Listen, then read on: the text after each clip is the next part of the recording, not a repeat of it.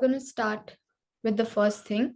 Now, I would want to help you guys understand what exactly is a pack. Now, when we say pack, we mean like a pack of dogs, mainly who stay together, are in charge of each other's well being, and they are a close knit family. So, a pack leader is someone who each one of them can trust with their own safety security, someone who is making sure that the entire pack does not is protected from any kind of harm, basically like a parent, a mentor, a guide. If we start a new job or anywhere where we are, we won't know 100% about it, right? But we know someone else who would, so then we trust them with that information. And that's the same thing that dogs have.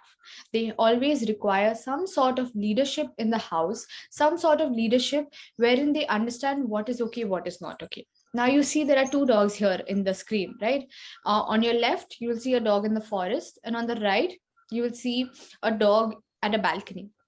Both of them have a very different body language, right? The first one you see is much calmer, is much more comfortable in his environment, whereas the second one, the husky that you see, his one ear is up, he's little suspicious of what's happening, and based on his body language you're able to sense that he's trying to figure out something that is going wrong, something that he's not understanding. At that moment when he's stressed out, he doesn't require any consolation, he requires clarity. So he's trying to understand, what does this doorbell mean, and am I safe from here? So that safety, security, all those requirements come from you, because the day you get a dog home, you're not a dog lover anymore. Now you are a dog parent, and as a parent it is your responsibility to train your dog and help your dog understand what is okay, what is not okay, and what is expected out of him. That's what training is all about, right? So that's why they need a leader. Would you trust a leader who is calm, confident, consistent? That means whatever he says, he does. Okay, confident enough to know what needs to be done. Calm in the most stressful situation, because stress plus stress is just more stress. But when you apply calmness, automatically the stress goes away. Trustworthy, that means you can trust that person, trust that mentor with your life or making the right decision. Understanding, understands why you feel something rather than shouting at you, always telling you what you're doing is wrong. Understands what are you trying to say and then resolve that concern for you. And yes, of course, a problem solver, most important. Where there's a problem, they're not cribbing about it, rather they are working on an active solution. Now imagine, what kind of qualities do you imbibe when you communicate or when you interact with your dog? Assertiveness is very, very important, because there's a big difference between assertiveness and authoritativeness. The idea here is that just because you're a pack leader doesn't mean you can actually be authoritative. Authoritative means that that you are enforcing some sort of authority on another person, that because I'm the pack leader you need to listen to me. That's not how it works. It's about being assertive, that when I've said something, I've said it. Listen to me because I know better, which is absolutely true, right? Because when you live in a city life, you know better.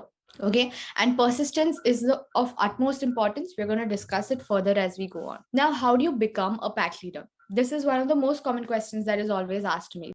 So, in that time, I would say that the first thing that you need to imbibe is the energy that you bring in. What is the energy that you bring into the table? Right? Our dog will simply sense the energy and then move forward from it. And what happens is, during the day, when we're giving the same command to our dogs, maybe we don't give it with the right energy, or maybe we have 100 things in our head that time, right? What are we going to cook later? There's so much work pending in the office, this, that, everything. And our dog can sense our impatience, our intolerance, our hesitation, and that's when they may listen or they may not listen. So the energy is of highest importance. Then comes the values that you imbibe. What are you trying to convey to your dog? What values do you follow yourself? If your dog knows you are an impatient person, if your dog knows you are a very how do you say, a very stressed out person, then he feels that he needs to take care of you, or he feels that he needs to mimic that behavior. Because if he senses your response as stress, either he takes it up as something that is of a default response where he's learned from you as his environment, or probably because he sees you stress, he feels like he needs to take care of you, and that adds more stress to them. Okay. And third thing is very important: when actions match your words. when we actually match our actions with our words, wherein we hold on to the leash and we start walking, automatically our dogs know that, okay, they wanted me to walk, they've walked themselves, I will also walk along. Now, how does our dog see it? What is our dog's perspective when it comes to being in a pack leader, being around a pack leader? The first thing that I would want your dog to say through his body language, that yes, I trust this leader with making a sound decision, even over my own instincts. Because if he sees another dog on the road, he sees chapati kept on the road for other dogs, he knows he's not supposed to take it because you have asked him not to do it, or he knows he's not supposed to attack the other dogs because you have asked him not to do it, even though his instincts say differently. So that is what trust is all about. Second thing your dog should say, that he is able to keep me safe and secure just like he assures. Same way that we spoke earlier about actions meeting words. And third, saying, I respect and love him. That's why I listen, right? You should let your dog know that because I know better, I would want you to respect, love, and then hence listen. And of course, it's a mutual bond. Only when you respect and love your dog and trust him, that's when he's going to do the same. So, how do we imbibe it in our daily life? I have been able to put this into 4 points. We're going to discuss it in detail. But the first point is patience, persistence, and practice. These are the 3 P's that I want you to remember in any stage of raising a dog. Second thing is the 3 C's: calmness, confidence, and consistency. These 3 things are very important, whether you're teaching your dog a command, whether you're asking your dog uh, to do something in the most crucial situation. These 3 things play a very important role. Third thing is love, respect, and trust.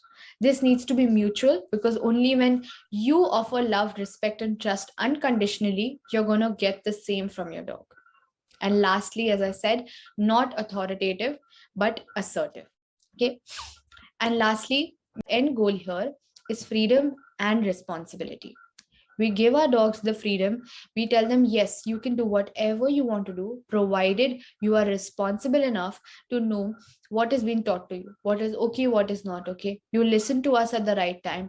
And then we know that freedom is something that is not a rare thing for you.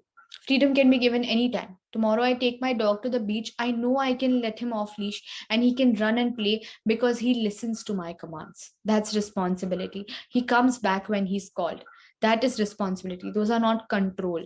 Those are not treat redirections. Those are genuine responsibility that he has towards the pack leader, right? Imagine our parents had to keep giving us treats every time we come back. Then it's all about bribing. Here, you're teaching your dog the right values and you expect him to listen.